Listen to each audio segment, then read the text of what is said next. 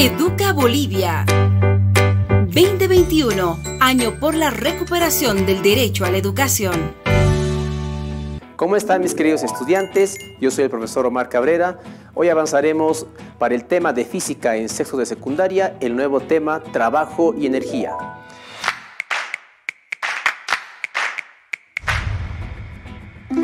Recuerda, para el tema de trabajo vamos a explicar a partir de un objeto. Tenemos aquí una pelota. El trabajo es un esfuerzo que realizamos para poder desplazar este objeto.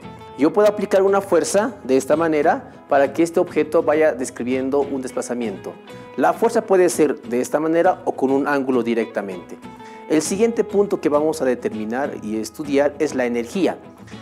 Este objeto de acá tiene una masa respectiva. Si lo dejamos caer desde una altura, la primera variable que vamos a estudiar es la altura. Directamente lo dejo caer y vamos a notar que este objeto ha describido una transformación de energía. Desde la energía potencial a una determinada altura hasta llegar al punto final con la energía cinética. Vamos con la teoría. Iniciamos con el estudio de trabajo mecánico en física. Este trabajo se ha representado con la letra W.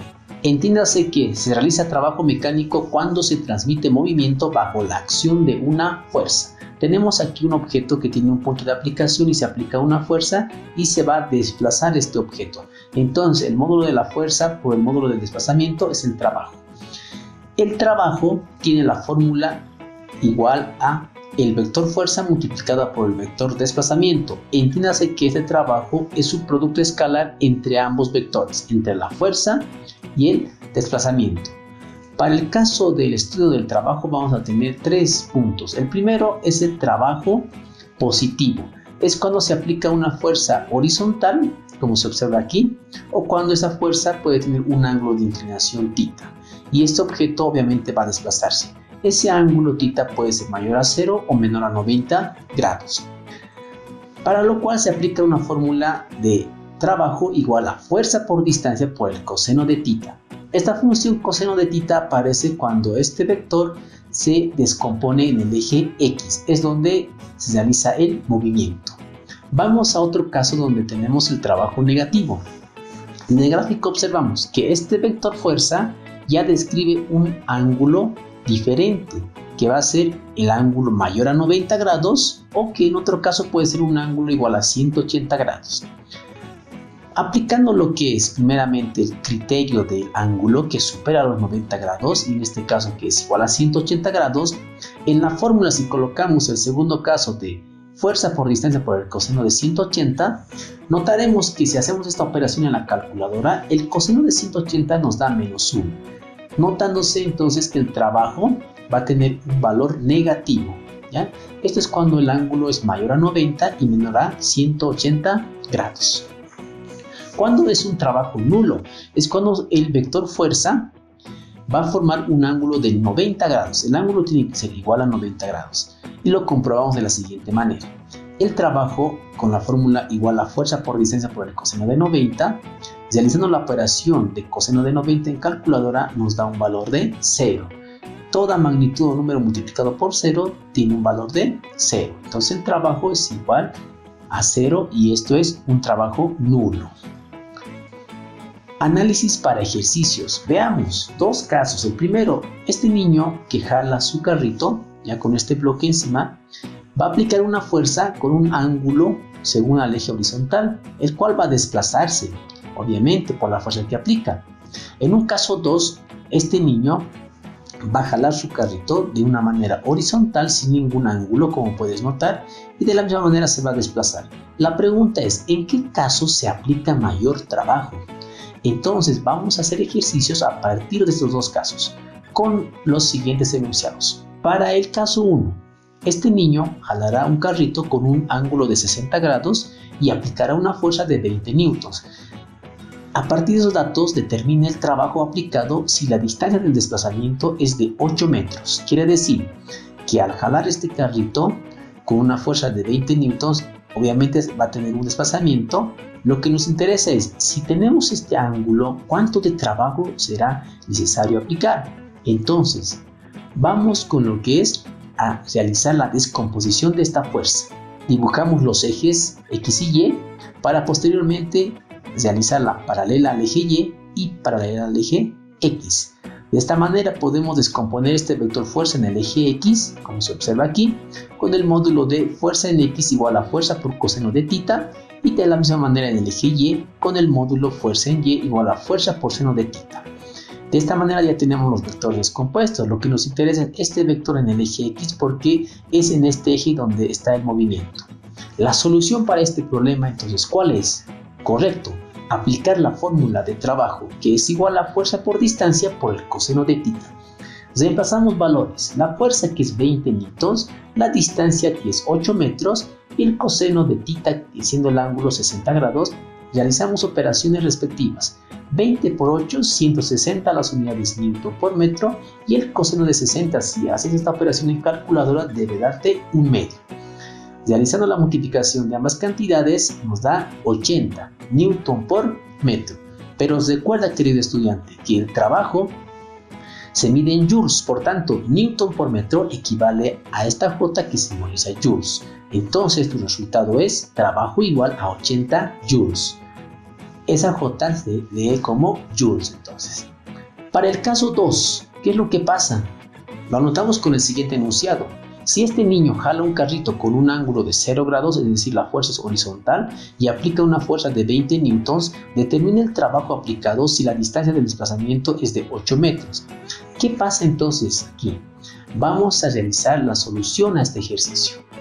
Claro, obviamente aplicando la misma fórmula. Trabajo igual a fuerza por distancia por el coseno de θ. La fuerza 20 newtons, la distancia 8 metros y el ángulo 0 grados. Si operas esto en tu calculadora, el coseno de 0 nos da 1. Entonces 20 por 8 nos da 160 y 160 por 1 nos da el mismo valor de 160, las unidades newton por metro. Y no te olvides que newton por metro equivale a joules. Entonces tu resultado es 160 joules para el caso en el cual la fuerza es horizontal. Respondiendo a la pregunta entonces, ¿dónde se aplica mayor trabajo? Es cuando la fuerza es horizontal. Reducimos el trabajo cuando vamos inclinando el ángulo. Esto no tiene que llegar a 90, tiene que ser menor a 90 grados.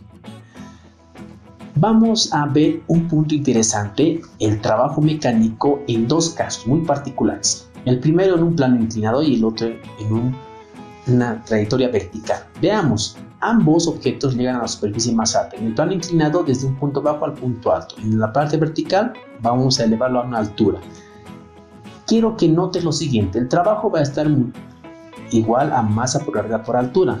Pero en ambos casos el trabajo, ya como se indica aquí, realizados en ambos casos son iguales, ¿ya? Esto debido a la altura en la cual vamos a mover esta caja de color naranja. Otro punto de análisis para física es la energía. La energía entendida como la capacidad para realizar trabajo. Vamos a estudiar inicialmente dos tipos de energía, la cinética y la potencial.